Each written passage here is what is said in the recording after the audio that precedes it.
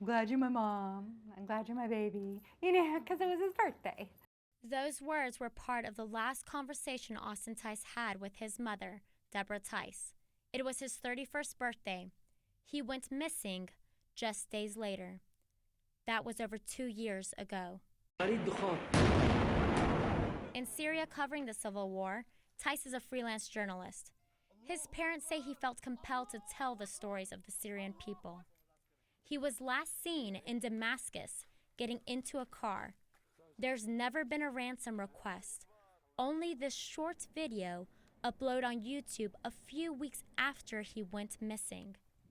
Their son, blindfolded, held by an unknown group. Oh, Jesus. Oh, Jesus. He's now a long way from home. But I just think it was his heart that compelled him. He was just answering his calling, to go. Tice could be seen as your typical neighborhood kid, but quickly became interested in world affairs. He was headed into journalism, as his mother likes to say, since he first inked his knees crawling through the Sunday paper. Whatever he was involved in, he was really involved. He just was not the kind of person that dabbled, and that's really, it's important to really try to understand that about him. Went to report in The Syria. search for their firstborn son turned the Tice's lives upside down. There is no such thing as normal. Conversations at the grocery store with neighbors were now replaced by conversations with ambassadors and diplomats.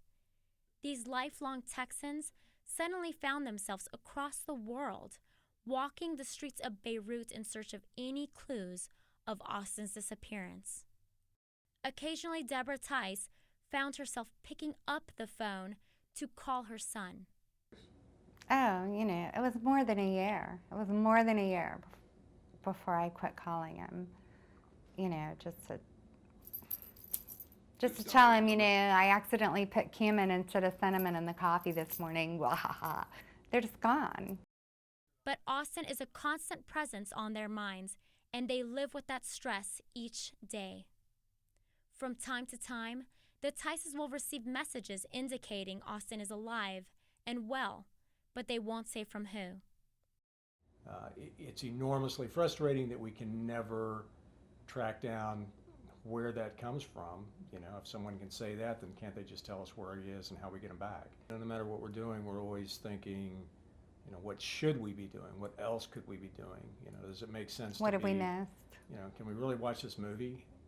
Shouldn't we be making a phone call? Shouldn't we be writing a letter?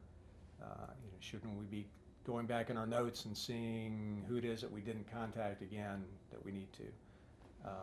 It's just the missing him affects everything all the time. Yeah, all the time. Elwyn Lopez, CNN.